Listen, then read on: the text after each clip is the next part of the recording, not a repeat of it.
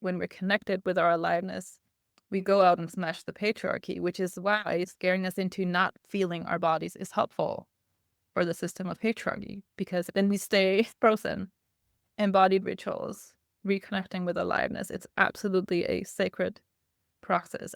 You aren't being a proper woman, therefore you must be a witch. You must be a witch. Welcome, witches. Welcome, deep breath. Welcome, rainy day, gray sky. Welcome, all the pollen in the air. And welcome especially to our guest today, somatic practitioner, longtime choreographer and dancer, someone who's been helping me in such a kind and profound way. Let me just welcome Lise Lønsmann. Welcome. How are you? Also, who are you today? With the caveat, as usual, that we're not obliged to be the same person we were 5 minutes ago. Thank you. I'm so happy to be here. I've really been looking forward to this conversation. I appreciate deep conversation and spaces that hold deep conversation. So thank you for offering that. I am also a tiny bit tired, and there's pollen in the air. So I'm a little bit sneezy and sniffly. And I also feel really tuned in because, I'm here for this talk. I feel grounded.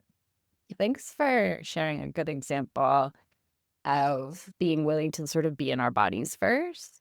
I find that hard. It's something that I've worked on a lot, but it's such an exciting space for thinking about magic and activism and art practice and calling in the world we want to be in. And it's sort of counterintuitive to be like in my body to try to work into the world. And you talk about why that is. Why does being in our body feel so revolutionary somehow? Love that question. My short answer would be patriarchy, because we've been taught not to be in our bodies. It is revolutionary because it's the opposite of everything we see and feel around us. The expression of coming home to our bodies is often very connected with deep longing and, a journey of not being in our bodies. People might think that someone like me holding space for body work must be like such an embodied person, must have such a deep history with being in the body, which is partly true. And also I came to this work because I'm an expert in disconnection, in not being in my body, in running away, in dissociating. I think that's why it feels so revolutionary. It's because most of us live very mind-based, and the body is often something foreign that we don't understand. A lot of us are afraid of the body, afraid of connecting, because it feels like there are things here we don't know how to handle, how to meet. And again, this is a lot less about us and a lot more about the systems around us. I'm sure there are other times in history where we were a lot more in our body all the time. I'm sure there are other cultures than the one I'm living in where people are more in their bodies. Checking in with yourself, being present, being slow, moving, being in nature is part of everyday life, whereas in Western culture, it's something we have to earn and find little pockets of being with the body on our to-do list. So it's a different kind of relationship with the body. So that's why coming into embodiment practices, being present in our body, actually checking in with ourselves can feel so big and so revolutionary, because it's just so different from everything most of us have been taught. Can you talk about how you started to notice that you had a relationship with your body that you wanted to change, and how we can notice? I think some of us don't even notice that we're not noticing our bodies, to borrow an expression of yours that you use in your work. Can we notice what we're noticing? Yes. Notice what we're noticing. How did I start to notice? I think there's a two-part answer there. Intuitively, I've kind of always known, but I've absolutely not had the language for it. I started dancing when I was 11, danced all the time when I was a teenager, wanted to be a dancer, never became one, but moved into teaching, choreographing. And through all of that, I was kind of known, like in my circles of friends and students, of like a dancing person, right? And I would assume that a person dancing would be in their body. Looking back, I'm like, I absolutely was not. And I can see how many of my students and colleagues were not. We were dancing and moving to have a way of being in the body, but we didn't have the language to say, this is what I'm longing for. Help me practice this. So in that way, I knew there was some disconnection, but I couldn't put it into words. I had no idea that it had to do with trauma. I knew nothing about the nervous system. I didn't look at my relationship with my body as a healing one. If nothing had interrupted that, I think I would have just continued on that forever and been like, sure, I'm such a dancey person. I'm such a body-connected person without actually being in the body. Getting older had something to do with it.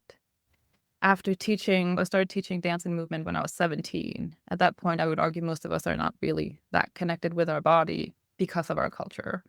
I had a quite panicky relationship with my body at that time. And my relationship with dancing was very perfectionist, which matched the people around me. Very striving to reach goals and what can I make my body do, and I want to get better at this. So very, about how things looked and how to perform.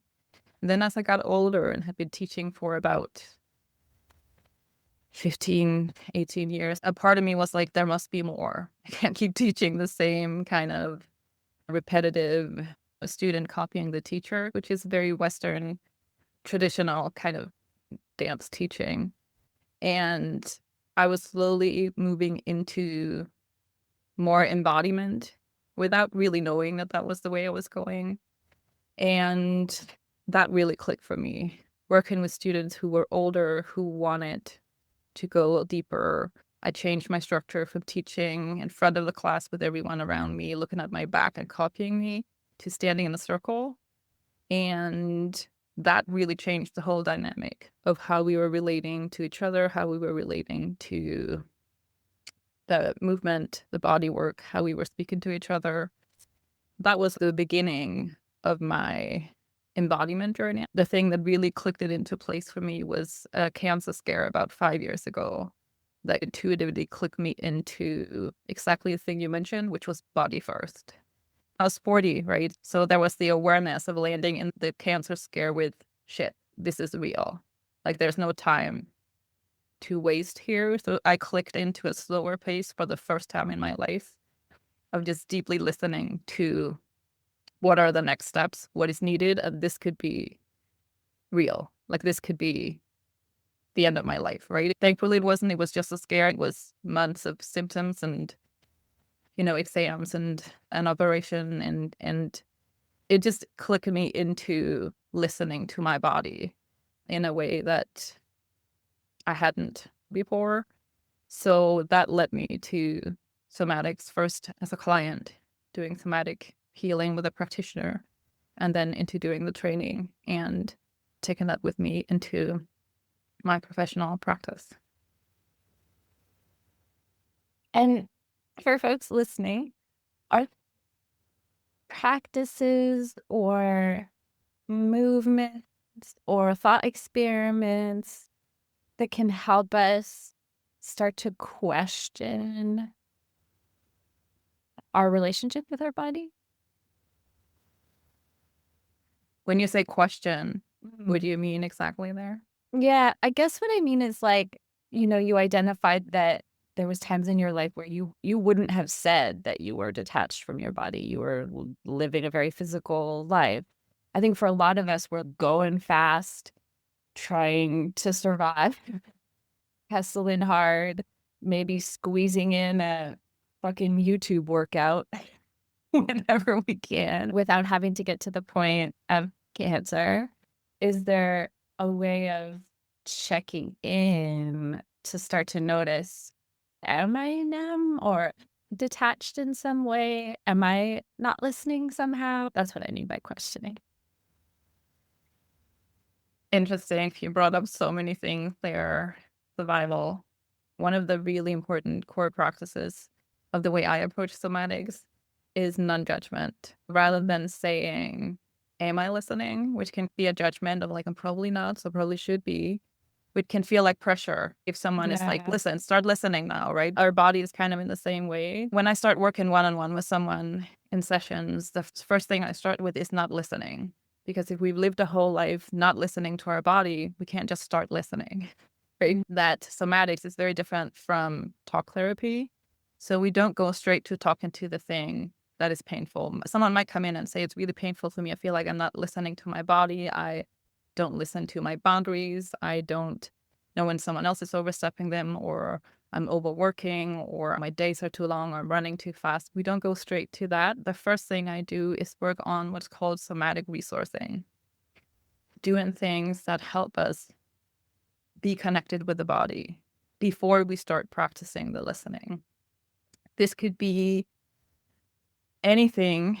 It could be movement, it can be going into nature, it can be yoga. Some of the things a lot of us are already doing, but if we're doing them without an awareness of the body, without a slowing down, if we're ticking them off as like, I need to do the daily walk, I need to do my breath work, I need to do the thing. If we're doing it with that intention, there's a different connection with the body. Whereas if we allow ourselves to slow down and notice what are the things that actually fill me up, and they might be quote unquote silly things, right? They might be things like doing puzzles, for example. That might be like, oh, I think it's more important to go for the daily walk because I should do that. And then puzzles I can do if I have the time. That's the mind and the conditioning of like, this is how we schedule our days, right? Whereas part of listening to the body, for example, can be noticing what makes me happy, what makes me joyful. Can I do more of that? It might be very simple things like hugging your child or watching a sunset, things that you might already be doing. So the invitation for when I work with new clients is, how can you deepen that? Can you stay 2 minutes longer with the sunset? Can you breathe in the air on a spring day and pause for a moment in your busy day before you move on to the next to-do thing? Can you slow down? Can you connect with things? It can be looking at flowers. It can be making your favorite thing for dinner. It can be having a conversation with a good friend, but really noticing, how do I take it in? How does it land in my heart? How does it land in my body? What is making me feel alive? Somatics at its core is about aliveness, noticing what makes me feel alive in my body, not just what the culture has taught me that I should do to survive. So aliveness, as I see it, is the opposite of survival. When we're in survival mode, we don't think about aliveness. We don't prioritize aliveness. That doing that puzzle or taking 5 extra minutes to play with our kids is not in our priority list because it's not what we've been taught. So shifting that, which is the shifts that happened for me with the cancer scare, and I completely agree with you. I wish for all of us that we don't need something big as a cancer scare. And for a lot of us, it takes something big like that to shake us out, to disrupt the freeze response of not noticing what's happening in our body, not noticing how we're feeling about things.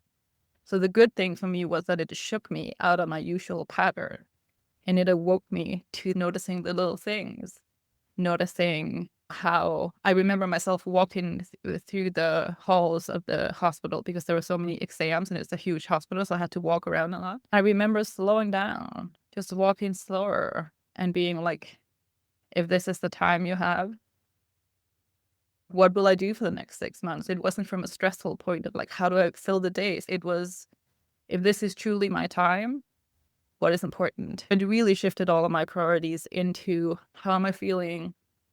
How can I make myself feel good, feel safe? How can I do the things that matter the most and let go of the rest? This wasn't this very intense cancer scare moment.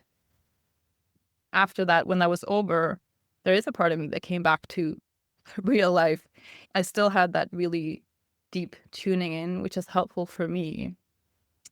At the same time, it's really hard to navigate all of these things when we're living within systems that are not supporting this. Most of us don't have bosses or even partners or friends who say, how are you feeling? Should we just slow down? Do you want to just check in how you're feeling? Or do you have the energy for this? There's a complexity to connecting with the body when we're in environments that don't invite it. So it does take a lot from us. I don't think we need to have a health scare necessarily. It does take commitment because it's about lifestyle. Connecting with the body is about living in an embodied way. And we need to want that, right? We need to want the deeper connection. If I'm talking to someone who's not interested in connecting deeper with the body, who don't see the value of felt aliveness, I'm never going to convince them. I'm also not going to try, but I'm never going to convince them that connecting with the body, feeling your feelings, being able to navigate the world from the body is helpful, because they're going to live from a mind-focused place, and I will let them. Somatics is so different from everything else. It is a practice of showing up constantly for the little thing. That's where I start with clients, with the little things, so that slowly we become more resourced. Because what happens when we resource somatically, when we connect with the things that make us feel safe, make us feel alive, make us feel connected, we build our capacity. And when we build that capacity, we can start tuning into the body. Whereas if we start before we resource, there are many parts of us that are going to say, how do I listen? Maybe I'm listening wrong. What do you want me to do? All of our trauma is going to show up. All of our insecurities, if we are dealing with not trusting ourselves, which a lot of trauma survivors are. If you're not trusting yourself, you're going to be convinced that you're probably listening wrong. You're probably doing it wrong. Maybe your perfectionism shows up. Maybe you're like, oh, other people are better at this. Or if you have relational trauma, you're going to be wondering what the practitioner or the therapist is expecting from you. You're going to be like, what should I answer? Because they're asking me what I'm feeling in my body. Should I just say I'm feeling good or I'm feeling scared? We navigate from our trauma pattern rather than from what's actually happening in our body. In my approach, I start with the resourcing because we want to start with creating safety in our bodies, creating capacity in the nervous system so we can actually listen. Somatics is so much about untangling from the systems. Our conditioning says, don't listen to yourself, disconnect, be productive, help the system. The systems are about helping the systems, not taking care of ourselves. That shift from what the systems need from me to body first, healing first, care first. That's the biggest shift. Can you talk about trauma patterns and how they show up in that mind-body relationship? They show up in many ways. Yeah. The work I do is somatic trauma healing. All of us have different relationships with our bodies, different relationships with ourselves. And most people I work with in one-on-one sessions show up with childhood trauma. Trauma can be different things. We all have different experiences. But when there is something in our past that made us feel not safe, which is the case for a lot of us, when we didn't learn what safety feels like, not just from the mind, like I'm okay, nothing is going to harm me, but in a felt way. Let's say you grew up with alcohol abuse or drug use around you, that kind of unsafety, like no one is the adult here.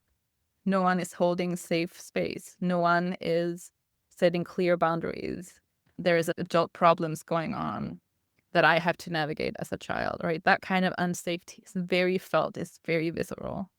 Unless we interact with that and heal that as adults, even in our 40s, 50s, 60s, all the way through our lives, that is going to be there, that felt sense of unsafety. It doesn't mean that it shows up only when there is alcohol abuse or drug abuse in the room.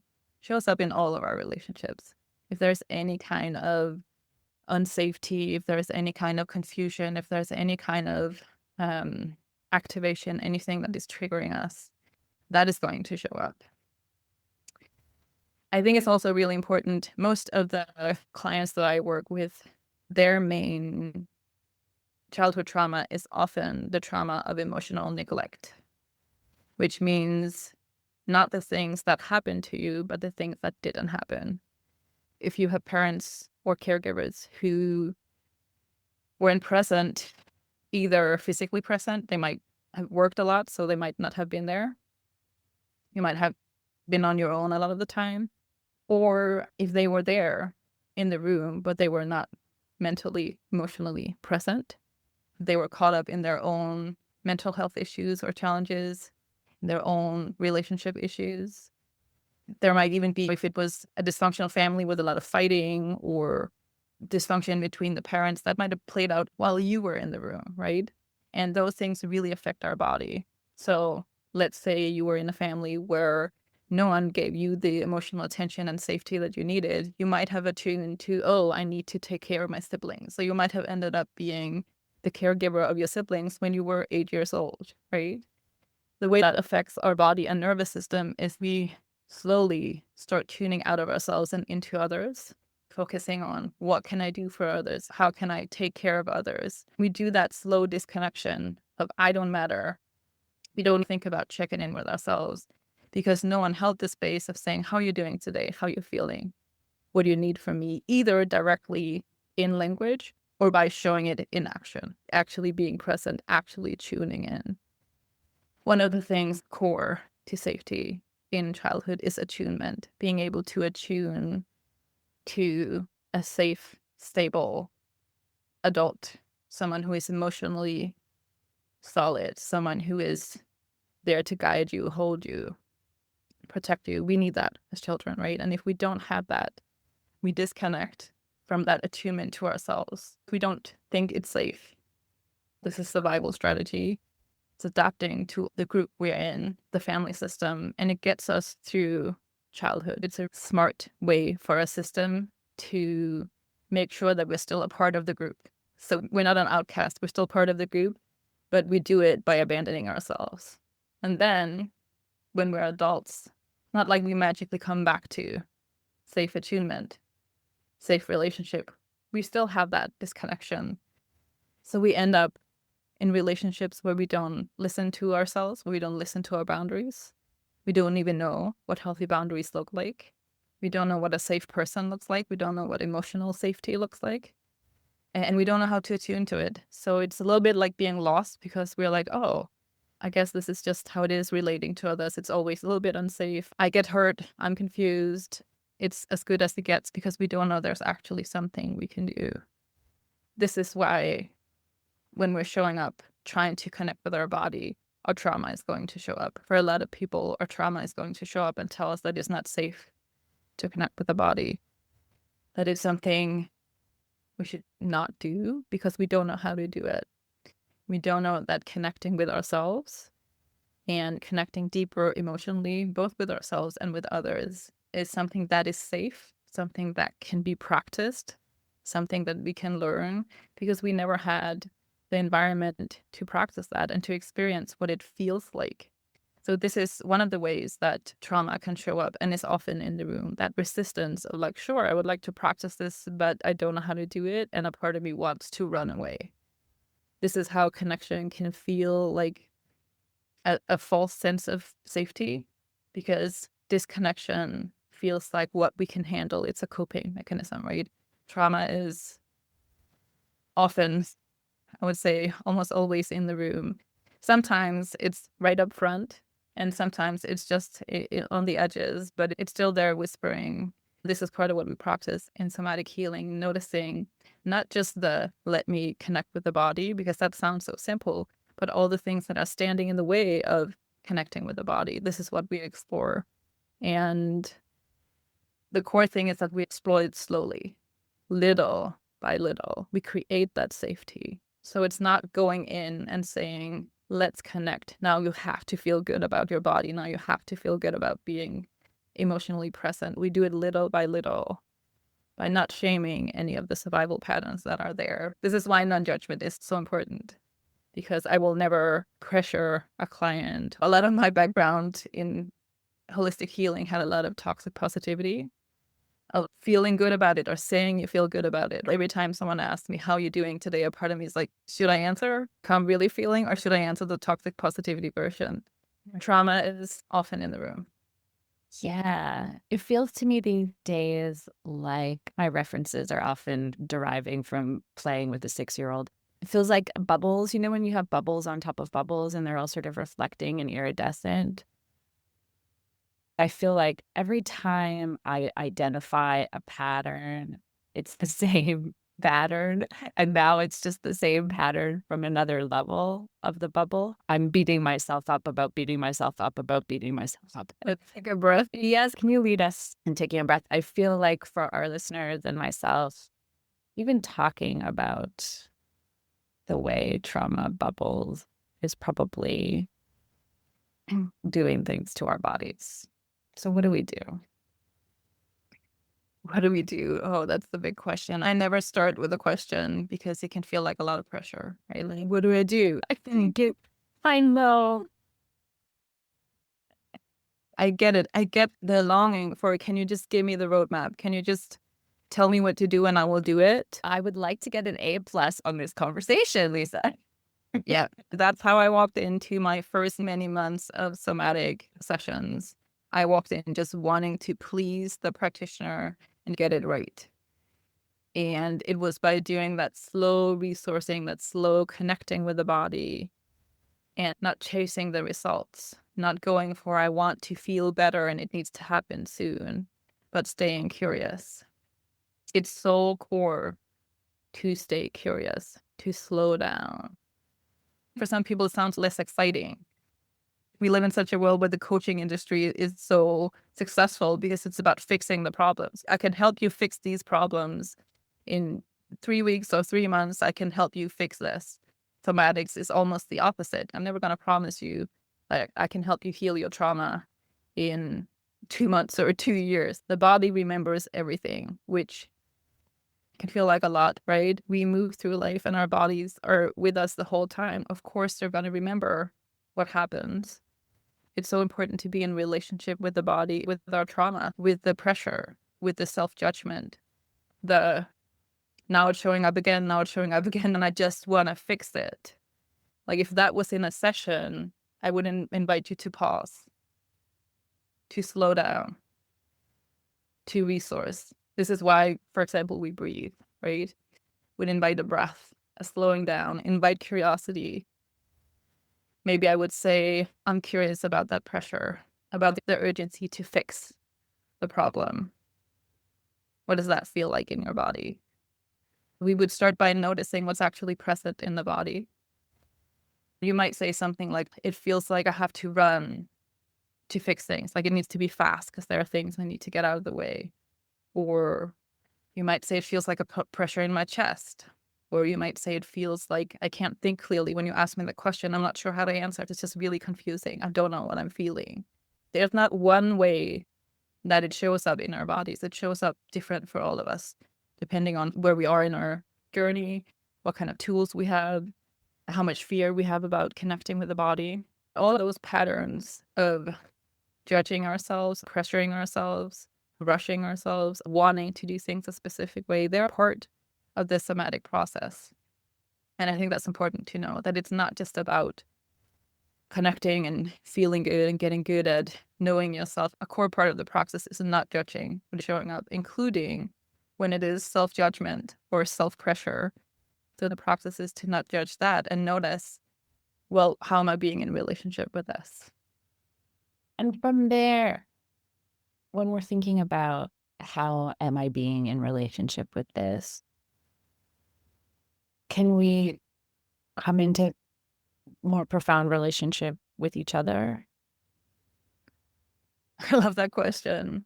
Yes, this is one of the core reasons why I love somatics so much. When we're not feeling that safety, that groundedness in ourselves, and we are not coming back to self-connection, to tuning into ourselves, we're also meeting others differently.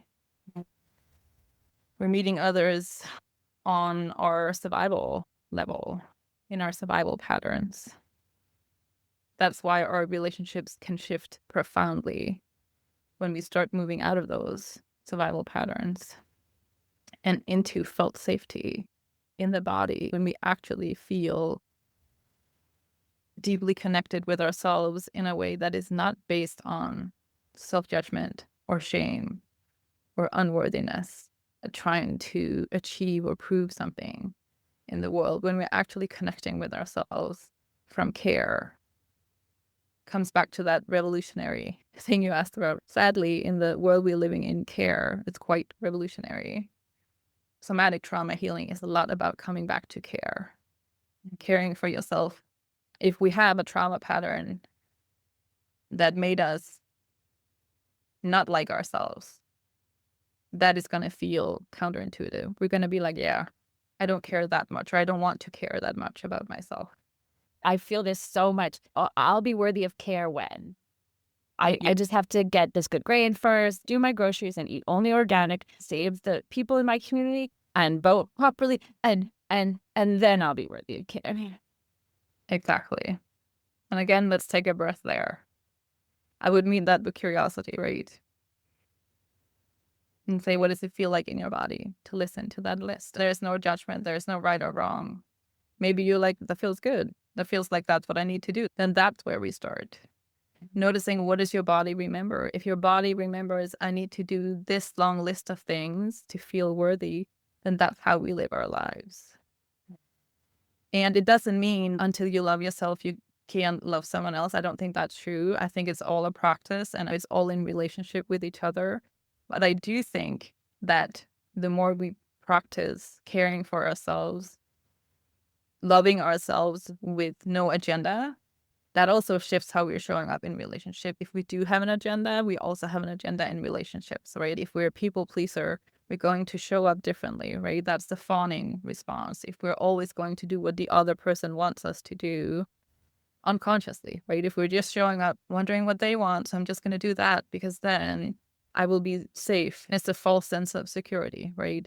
If we're always going for that, we're going out of our bodies rather than being present and saying, listen, this is who I am, not by demanding things, but by being who we are. For example, I'm someone who deeply appreciates creativity in a relationship. If you're in the fawning response, you might completely shut down that creative part of you because you're sensing that your partner is not that interested in creativity. And then you become someone who's like, yeah, when I was young, I was creative, but now it's not really something I do anymore. Where actually you come back to a place where you feel safe and healed and worthy. You're like, I'm deeply creative and there isn't space for it in my relationship. That's a different issue. But if we don't have that capacity in our body, in our nervous system, we're not going to bring that up. We're not going to go into session and say, I don't feel there's space in my relationship for my creativity. I would like to work on that. We're going to go in and say, I feel I'm not a good enough partner and I feel like my partner is probably disappointed because they would probably want to be with someone who's a better person, but I'm just me. So I feel like I have to do more things to live up to even earning my space in the relationship, right? But it's the same situation. It's the same thing that's going on, but it's a different perspective on it. Thinking about creativity in particular connects to this other question I have about magic, witchcraft. Something I find really exciting about doing somatic work, thinking about change from inside the body, is this is the kind of like what I call magic, like really juicy stuff that makes me excited. I like working with plants and oils. That's fun. I like chanting to Hecate. I love all of those parts of magic. The kinds of magic that I feel have been like really life-changing to me have come from body and relationship. And I wonder how you think about those words, magic, witchcraft. Do those have meaning for you? Does your work connect to those? Absolutely. I'm laughing because I'm like, ooh, where do I start with this?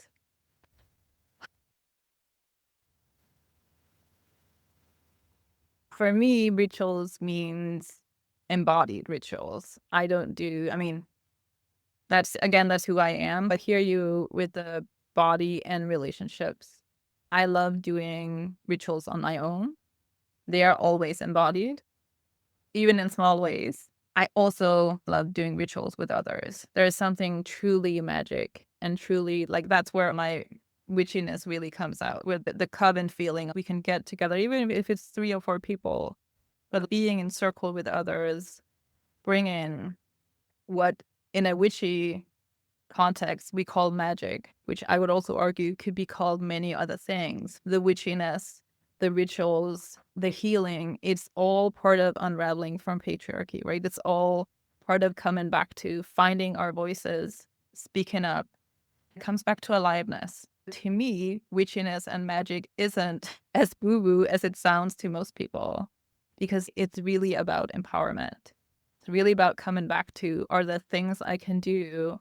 How do I change this? How do I co-create? How do I bring me into this context? Which in a patriarchal context is all the things, this is all the things patriarchy don't want, right? So to me, yes, I do lots of rituals.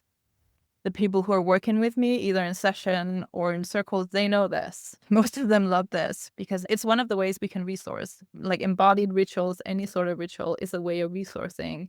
When I say embodied rituals, it's because we can also use rituals to escape. We can use anything to escape, right? We can use anything as our drug of choice. We could also, chant forever, and by doing that, avoid to actually feel into our bodies. So for me, it's important that it's embodied, and it can be in little ways. One of the most important things I have learned is to do tiny rituals. On the days where I'm tired or the seasons, I always have big plans for seasonal rituals. They almost never happen because I don't have the capacity for them. And then I'm angry with myself and I'm like, I should have done this ritual. And then I'm like, oh my goodness, it was 4 days ago. That is modern life, right? That's the reality for most of us. And I so appreciate this systematic core principle of titration, of doing a tiny little thing at a time. Sometimes I do a tiny ritual, sometimes it's 1 minute. My core of every ritual is a candle. Sometimes it's breathing while looking at a candle. Sometimes it's putting a candle by the window.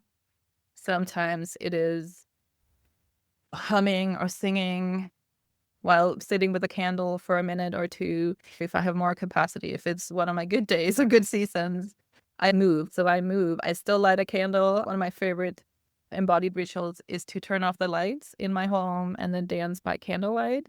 I dance very slowly. So it's very slow, very tuned in, very intuitive, very moving with whatever the ritual is. So let's say it's a grief ritual. If there's some sort of loss in my life, like if someone left me in relationship, or if something didn't happen the way I had hoped for it, if there's a big loss of hope, a loss of connection, a loss of relationship, I like to do grief rituals to process that grief. And movement is one of the ways to be in relationship with the grief. It doesn't make the grief go away. It doesn't change the loss itself, but it helps us find a way to meet that grief, and for that grief to be alive in us rather than it being stuck and being something that holds us in place. It's something that we can move with, be in conversation with. I like my embodied approach. I like to call it a conversation with the body. That's part of what I do in rituals. Really listen to what is present for me and go with that in the ritual. So I'm quite intuitive. If I have a lot of energy and big feelings, I walk and make walking part of the ritual. I go sit by the sea, listen to the ocean, bring in nature whenever I can. If I'm lower capacity, I stay at home, I make it a few minutes, truly honor it. It's good enough to do a 2-minute grief ritual. That's okay. Then another day I can do another kind of ritual. But to make it part of my life so it doesn't become performative or something to check off the to-do list. That's one of the things I love about rituals, that it can be magic and healing at the same time. I think it's wildly empowering. I think it's one of the things that is scaring the shit out of patriarchy. I think they don't even know what to do with it, which is why it's labeled as weird. It's because it actually helps us connect with our inner power, aliveness. What changes when we connect with aliveness is our feeling of having agency. When we're connected with our aliveness, we go out and do things. We go out and smash the patriarchy, which is why scaring us into not doing anything, scaring us into not feeling our bodies is helpful for the system of patriarchy, because then we stay frozen. We do nothing. Embodied rituals, reconnecting with aliveness, it's absolutely a sacred process. And it is a process. It's not something to learn and then move on with our lives. It's an ongoing process. I think it's empowering to think about this idea of titration, of like small things accumulate, small things make big change, make Yes. deep riverbeds within us. One pattern I notice is that we have so much grief in our culture, in ourselves, personal and collective grief. It's so terrifying to truly look at that grief, to look at planetary grief, climate grief, global inequality, violence, and injustice. We have to keep going and not look closely at it because it's so massive and overwhelming. But grieving it a little bit at a time can be enough, maybe, even though it doesn't feel like it'll ever be enough. Exactly. This is built into the system. The systems, by design, are trying to overwhelm us. And it's working. The last few years have been horrible to witness on a global scale. We're being moved closer by people's phones being there. So we can see what's happening much closer. Our nervous systems are not built for this. It's too much to take in. Some people in the systems know this and use it to overwhelm us. Some people are not that aware, but they're just playing into whatever their role is in the system. And it still overwhelms us, right? When there's a massive wave coming at us of too many horrible images, too many big questions, too many things that are unsolvable, we move into a massive collective response. We see this playing out now. This is from a trauma-informed perspective. This is why a lot of politicians, a lot of so-called leaders are not speaking up against things because they don't have the capacity to do it. They don't feel safe enough in their body, in their nervous system to name the freaking thing that's happening right in front of all of our faces. So they are playing the avoidance game, right? They're not naming the things. They're not speaking directly. This is trauma responses, right? The so-called leaders, the people in so-called power, they also have a trauma background. If you don't feel safe in your body, if you have a hurt inner child who's running the show, it's gonna show up. It's not gonna be leadership from a grounded place, from a place of care, collective care. It's not gonna be from a place of wanting to create peace, right? It's going to be from a place of disruption, of chaos, and that's going to play out on a big stage. This is also why somatics is helpful, because we cannot hold it all. We can't, and we're not supposed to. It doesn't mean that we shouldn't do anything or there aren't actions we can take. But it's really important to feel those boundaries in our bodies of not having to hold it all. If we have a trauma pattern where we did have to hold it all, where we were the ones holding everything together in our family, watching things like what is happening now play out on a bigger scale can be terrifying, deeply depressing, because we can feel we're back to being 5 years old and being like, oh my goodness, I'm holding all the things that I have no idea how to hold. And you're not supposed to hold, but you don't know that as a child. And this can come back. Even if we're not aware, that overwhelm can completely set the tone of what we're doing. If we're not resourced, if there isn't that flexibility in our nervous system, if we don't feel empowered, if we don't feel alive, we're not going to go out and take action. Not because we're horrible people or because we're lazy, but because we don't know what to do. We end up doing nothing, which serves the systems. It's big, complex. Small steps absolutely matter. This is why I say that embodiment work is also quiet rebellion, right? Tending to yourself, caring about yourself, tending to your closest connections. That is absolutely rebellious as fuck. I love this about embodiment work, that it's not, it's not the self-help, not wanting to make yourself a better person so you can achieve all the goals in the world. It's creating actual connection. coming back to our humanity, which is so freaking hard in our systems because they're so dehumanizing. Coming back to actually caring out of care, not out of some hidden agenda, but because care is actually sacred and important and core. If we don't care, we don't survive. It's deeply sad that care is revolutionary, but it is. And yes, small steps. Can you imagine if you bring in 1 or 2 small breaths during your day, but you actually do it almost every day? That's still a lot. And that small change, right? Then maybe someday you might mention it to your child who's freaking out, and you might be like, how would you feel about taking a breath together? I'm just going to sit here and do it with you. Saying, I'm just going to go for a 2-minute walk in the garden before I come in and do dinner because I need it. But those kind of small steps accumulate over time, and it absolutely matters. One of the reasons why embodiment work can feel so overwhelming is because we think it has to look a specific way. It looks like getting something under control, including ourselves, which again is patriarchy. Connecting with the body is not about getting control of our feelings or learning to control our moods. It's about being in a caring relationship with ourselves. Okay, I want to talk about lying on the floor now because it's not about being in control. This is a story about how sometimes I make things up. Lisa and I were talking in a group context a while ago, and what I remembered her saying was something to the effect, we're talking about trying to advocate for ourselves in medical contexts. Yeah. And how that can be really deeply anxiety inducing, depending on where your trauma is.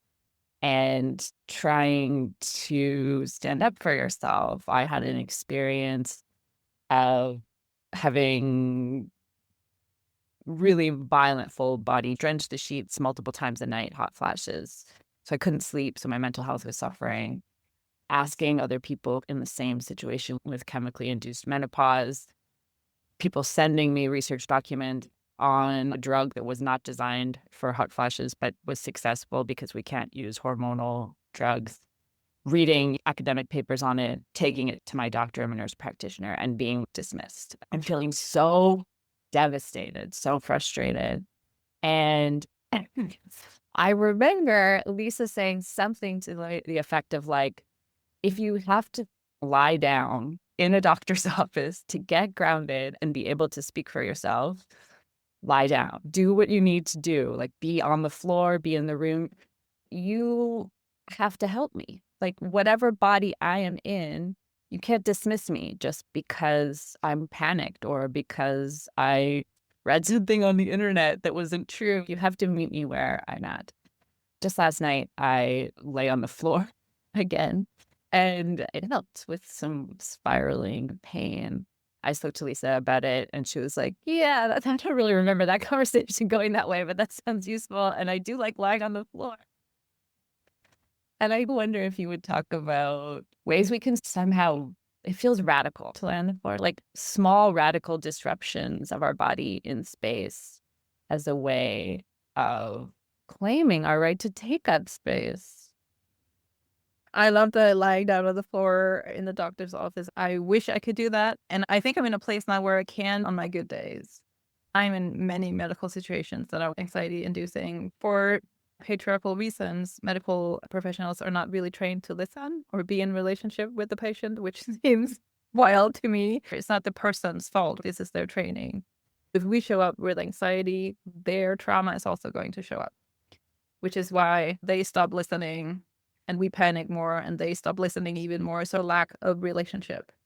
If we had the capacity, I love lying down on the floor as an example of disruption. Only do it if you have the capacity. If you're struggling with anxiety, it's a lot of disruption. Care for yourself first, disrupt later. Body first. Notice how you're feeling. If you're feeling resourced to do it, lying down on the floor can be helpful in a situation like that. It's probably going to confuse the medical professionals, right? They're probably going to be like, I haven't really seen this before. I'm not sure what to do with it. They might react in a way that's not helpful for you, right? So we have to know that when we're disrupting, most people are not going to meet us the way we would love for them to meet us, right? They're probably going to meet us from the mentality of the system, which might be like, I don't have time for you lying down on the floor, or I'm not sure what's happening. They're probably not going to say that, but they're going to act in that way. Maybe they're going to call in someone to help. A lot of medical professionals are also going to think that you're having some sort of mental breakdown, right? Because you're tending to yourself, which speaks to the revolutionary perspective of this. There are many little ways that we can pause, even pausing in conversation, in your everyday conversations with people you're close to, with people you're not close to, including if someone asks you a question. One way that trauma shows up is that we feel like we have to have the answer to everything and have to know. If someone says, how do you feel about this? Or can you help me on Sunday doing this? Often we answer without checking in with ourselves. So we answer knowing this is actually not what is best for me, but I'm going to please the other person. Or I don't know what I feel about what they're asking, but I feel like I need to give them an answer. So even just pausing and saying, I'm actually not sure. And often we either say, or what we do is think in, right? Let me think about it for a moment. My invitation for clients is always, I'm wondering if we can feel into it rather than think about it. So not think about the practicals, details, but feel into, how am I feeling about this? Sometimes the hard truth is, I feel like I don't want to waste my time on this, or I feel like that is the completely wrong thing for me. Again, this is disruptive, right? You don't have to say things in an honest way that hurts other people. You can say something with boundaries. You can say, thank you so much for that invitation. I'm not sure this is the right season for me. Let me just get back to you. Let me just feel into that. I'll get back to you in a day or two. Because then we have the space to feel into, how am I feeling about this? Whether it's a tiny, question or a big life-changing thing, giving ourselves time to feel into something. Slowing down is really disruptive. Can you imagine being in the boardroom in a corporate setting and being like, let's just all take a breath. Let's just slow down before we move on to number 5. People would likely be annoyed and be like, what the hell is going on? This is wasting my time. I had the to-do list, the agenda, the urgency. So it's wildly disruptive to ask to slow down. So anywhere you can ask yourself and others to slow down is helpful. My invitation would be to care for yourself before you start disrupting. That self-care, the tending, somatic practices, going to therapy, being in support groups, the being in, women's circles, all the things, that is disruptive. It is disruptive in itself. If we're in disruptive mode first, we're often in a fight response, which is a valid trauma response, but it doesn't put our care first. It can be very helpful to tune into, do I want to disrupt for the sake of disrupting? And is there space for me to care first so my disruption has more direction? One of the ways that I love how somatics can support disrupting the systems is that it can give us direction in our activism. Activism doesn't always have to look like yelling in the street, which is great. I love when people go out and protest. It's absolutely necessary. And it's not everyone who can do that, right? It depends on where you are, what are your resources. Being able to tune in, to care for yourself, to create stability, calm within yourself, so you have more resources to show up in the world, can also fuel your activism, so it can have a bigger impact. That's one of my favorite ways of supporting disruptors, because the bigger the impact, the better. Listeners, I hope that you will walk away from this conversation taking tiny, gentle breaths, caring for yourself, and feeling loved in the radical act that is. Lisa, if folks want to find you, support you, work with you, which is a really wonderful experience that I recommend, how would they go about doing that? I have a website, Lise Lønsmann. I always offer free connection calls. If anyone is interested in working one-on-one, I offer a free connection call first for us to meet, connect. Again, create the safety first, feel each other out before committing to anything. I'm always open to those conversations because I think that's so important, rather than diving into the work and the fixing straight away. but being in relationship first. And I'm also always here for, questions in an email or curiosity. Yeah, again, being in conversation around healing I'm very passionate about that. So feel free to reach out. Thank you so much for being here and for all of this gentle, non-judgmental, wildly powerful insights. I feel very called out in a loving way. No, I'm just kidding. I don't feel called out. It's just I see myself so much in what we're talking about. And it is nice to know that even a little titration goes a long way. If there's just one thing that people take away from our conversation today, it is that there are things you can do. You can shift the way things are. Little things matter. It is possible by practicing slowly, creating that safety first. There are things that can have an impact little by little. There is no right or wrong. It feels the way it feels, and that's where we start. That's how you meet yourself, being with what is there. You must be a witch.